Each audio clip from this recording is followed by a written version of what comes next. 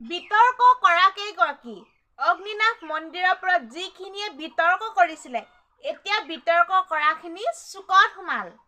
নমস্কাৰ বন্ধু বান্ধৱীসকল, মই ৰিম্পী মোৰ চেনেলটোলৈ পোনপ্ৰথমে সকলোকে স্বাগতম জনাইছোঁ। আজি শিৱৰাত্ৰি, সকলো কাৰণে মংগল হওক, বাবাই মংগল কৰক, বাবাই আশীৰ্বাদ কৰক আজিৰ দিনটো আৰু সকলো কাৰণে ভাল হওক আৰু সকলোৱে যাতে অপায় অমংগল দূৰ কৰক, মনে ভবা কথাবিলাক সিদ্ধি হওক আৰু সকলো কাৰণে শুভ হওক।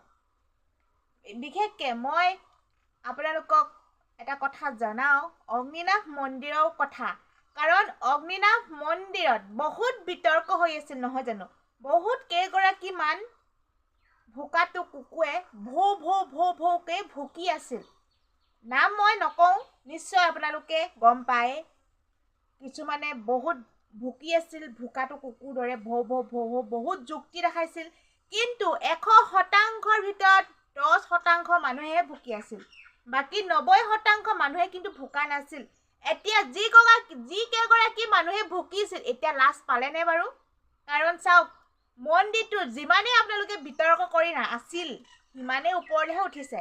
এতিয়া এটা ইমান ধুনীয়া মন্দিৰ সাজিব গৈ আছে, আপোনালোকে নিশ্চয় গম পাইছে। এতিয়া আপোনালোকৰ কেনেকুৱা লাগিছে? যি কেইগৰাকীয়ে বিতৰ্ক কৰি আছিল যে মন্দিৰটোৰ ওপৰত, কেনেকুৱা লাগিছে? আপোনালোকৰ বিতৰ্ক কৰি যুক্তি দেখাই কিবা কাম হ'লনে বাৰু? আপোনালোকক প্ৰশ্ন কৰিছোঁ। নাই হোৱা। কিবা হ'ল জানো? নাই হোৱা। আপোনালোকে যিমানেই বিতৰ্ক কৰি আছিল, যিমানেই যুক্তি দেখুৱাই আছিল, কিন্তু সিমানেই শিখা মজুমদাৰ বাইদেউ সফলহে হ'ল নহয় জানো। এতিয়া আপোনালোকে লাজ পাবনে? যেতিয়া এটা ডাঙৰ মন্দিৰ সাজিব, সপোনৰ মন্দিৰ ক'ব লাগিব, তেনেকুৱা এটা মন্দিৰ আমাৰ ইয়াত নায়েই কিজান।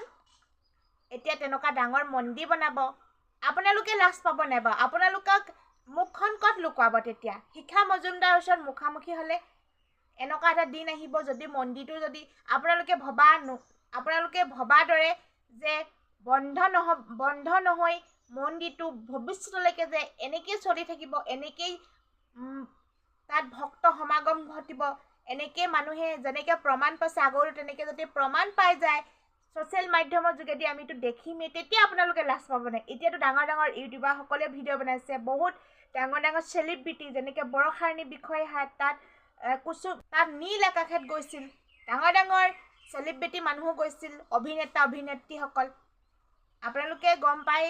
আৰু হ'লেও আপোনালোকে বিতৰ্ক কৰি আছিল। এতিয়া কেনেকুৱা লাগিব? যে কি নহওক, যিসকলে মনৰ কামনা পূৰণ হৈছে, সেইসকলেতো বিশ্বাসত লৈ আছে। আপোনালোকেতো সেইসকলক কেতিয়াও বিশ্বাস ভাঙিব পৰা নাই। আৰু আপোনালোকে বকি কি পালে? একো নাপালে। ভগৱানৰ নামত বিতৰ্ক কৰি লাষ্টত আপোনালোকে হাৰি যাবয়ে। কাৰণ আপোনালোকে ইমানেই বিতৰ্ক কৰিছে, শিখা মজুমদাৰে ডকাইত কৈছে, মানুহৰ পৰা ধন লুটিছে 500 টকা কিবা, আপোনালোকে বকি আছে, কিন্তু সৰহ সংখ্যক মানুহে তালৈ গৈ আছে। আপোনালোকে কেইজনমানে বকি কিবা লাভ নাপালে। আপোনালোকে লাভ নাপালে নহয় কিবা বকি। যিমানে বকিছে আপোনালোকে, যিমানে যুক্তি দেখাইছে, সিমানেই ওপৰলৈ উঠি গৈছে। সত্য সদায় জয় নহয় জানো? আৰু আমিও এইটোকে মানিবলৈ বাধ্য হ'ম। আপোনালোকৰ বিতৰ্ক কাম নহ'ল, বিতৰ্ক কৰি আছিল, কিন্তু যদি সত্য শিখা মজুমদাৰ বাইদেউ এসময়ত সকলোৱে গম পাব, সকলো পোহৰলৈ আহি আছে। এটা সপোনৰ মন্দিৰ পাবলৈ আমি গৈ আছোঁ, য'ত নেকি আমি তেনেকুৱা মন্দিৰ আজিলৈকে দৰ্শন কৰা নাই। তেনেকুৱা এটা ডাঙৰ সপোনৰ মন্দিৰত আমি সেৱা কৰিবলৈ গৈ আছোঁ। আৰু যিসকলে বিতৰ্ক কৰিছিল সেইসকলে যাবনে মন্দিৰটোত সেৱা কৰিবলৈ? নাজানো আৰু দেই। কিন্তু যিসকলে বিশ্বাসত লৈছে, যিসকলৰ বিশ্বাস দিনক দিনে বৃদ্ধি পাবলৈ গৈছে, আৰু যিসকলে বিশ্বাস কৰা নাই নকৰিব। আৰু শিখা মজুমদাৰ বাইদেৱে এতিয়াতো সত্য সদায় জয় হৈ গৈ আছে, জয় হ'বলৈ গৈ আছে। আৰু ভগৱান যদি নিশ্চয় আছে, শিখা মজুমদাৰ বাইদেউ এদিন জয় হ'বই। বিতৰ্ক কৰাসকল হাৰি যাব। আৰু এতিয়া বিতৰ্ক কৰাসকলে বিতৰ্ক কৰক। আৰু কি বিতৰ্ক কৰিব? বিতৰ্ক কৰিবলৈ কি আছিলে? 500 টকা কিয় লৈছিল? তাত মানে বহুতো সেইখিনি বিতৰ্ক একেখিনিকে কিমান কৰিব? কিন্তু যদি সত্য থকাখিনিয়ে আৰু ভগৱানক বিশ্বাস কৰাখিনিয়েতো বিশ্বাস অটল থাকিবই নহয় জানো? আৰু এতিয়া শিখা মজুমদাৰ বাইদেৱে যিটো আমাৰ কাৰণে সকলো দৰ্শনৰ কাৰণে সকলো সেৱা ল'বৰ কাৰণে যিটো ডাঙৰ মন্দিৰ বনাব গৈ আছে, সকলো সহায় সহযোগত মন্দিৰ বনাবলৈ গৈছে, কৈছে 2.5 বছৰমান লাগিব। 2.5 বছৰমানৰ পিছত এটা সপোনৰ মন্দিৰ হ'ব, য'ত নেকি আমি তেনেকুৱা মন্দিৰ এটা সেৱা কৰিবলৈ পোৱা নাই। হয়, মন্দিৰটোত সেৱা কৰিলে যে ভগৱান পায় এইটো কথা নহয়, অন্তৰতে থাকে ভগৱান। বিচাৰিব জানিলেতো হৃদয়তে থাকে, নহয় জানো? হ'লেও মন্দিৰটো যেতিয়া আমি যাম, তাত এটা বহুত বেলেগ ধৰণৰ মনৰ এটা অনুভূতি হ'ব, মনত বহুত ধৰণৰ এটা ভাৱ হ'ব, নহয় জানো? তাত মানুহ বহুত ভক্ত সমাগম হ'ব, য'ত নেকি বহুত দূৰ দূৰণিৰ পৰা ভক্ত আহিব, কিমান ভাল লাগিব। য'ত আমাৰ অসমৰে নাজিৰাত এটা ডাঙৰ মন্দিৰ প্ৰতিষ্ঠা হ'ব, য'ত প্ৰতিষ্ঠাপক শিখা মজুমদাৰ বাইদেউ বুলি থাকিব, আৰু চিৰ জীৱনৰ কাৰণে সেইটো মন্দিৰ থাকি যাব, নহয় জানো? আৰু বিতৰ্ক কৰাসকলে এতিয়া বিতৰ্ক কৰি আমনি লাগিলে, আৰু এতিয়া বিতৰ্ক কৰক। আৰু মই হ'লে বিশ্বাস কৰোঁ মন্দিৰটোৰ ওপৰত, যিহেতু বেলেগে কি কৰে নাজানো, মন্দিৰটোৰ ওপৰত মই বিশ্বাস কৰোঁ, 100% বিশ্বাস কৰোঁ। আৰু বেলেগে কৰে নকৰে মতলবছে নাই। আৰু 10% মানুহে বিশ্বাস নকৰিলেও নাই, আৰু 90% মানুহে বিশ্বাসত লৈছে। আৰু তাত বহুত ভাল ভাল ব্যক্তিয়েও তাত বিশ্বাসত লৈছে, আৰু ফলাফল পাইছে, প্ৰমাণ পাইছে, তাত ফল পাইছে। আৰু আপোনালোকক নকলেও হ'ব, যিহেতু এতিয়া অগ্নিনাভ মন্দিৰ ডাঙৰ হ'বলৈ গৈ আছে, আৰু এতিয়া চিন্তা নাই, এতিয়া লাইন পাতিবলৈ ইমান দৰকাৰ নাই। আৰু 2.5 বছৰ 3 বছৰ ভিতৰত আৰু সেইটো ডাঙৰ মন্দিৰটোত আমি সেৱা কৰিবলৈ পাম, দৰ্শন কৰিবলৈ পাম। আৰু বিতৰ্ক কৰাসকলে এতিয়া চুঙা পোপত সোমাই আছে, নহয় জানো? এতিয়া কৰক বিতৰ্ক। কিমান কৰিছিল বিতৰ্ক। ভগৱানৰ নামত ইমান বিতৰ্ক কৰিছে, আৰু বিতৰ্ক কৰিবলৈ আৰু মাত মাতিবলৈ বহুত জেগা আছে। এতিয়া যি নেকি আপোনালোকে গম পায়, পীয়ুষ হাজৰিকাৰ গাড়ীত এজন লোক নিহত হ'ল, সেইজন ব্যক্তিৰ ওপৰত কিয় মাত নামাতিলে? আৰু বহুত মাত মাতিবলগীয়া আছিলে, কিন্তু এই ভগৱানৰ নামত বিতৰ্ক কৰি কোনোবাই 500 টকা লুটিছে, সেইবিলাক কিন্তু ঠিকেই মাত মাতে, বাকী কিন্তু মাত মাতিবলৈ নাহে। আৰু তাত মাতিলে কিজান অপৰাধ হ'ব, কিবা আহিব, জেং হ'ব, তেনেকুৱা ক্ষেত্ৰত মাত নামাতে। এতিয়া শিখা মজুমদাৰ বাইদেউটো একো কৰিব পৰা নাই ন, সেইকাৰণে আপোনালোকে ঠিকেই মাত মাতি আছে, আৰু এইটো ব্যক্তিগত বুলি মাত মাতি আছে আপোনালোকে। কিন্তু আৰু মাত মাতিবচোন, ভাল লাগিব।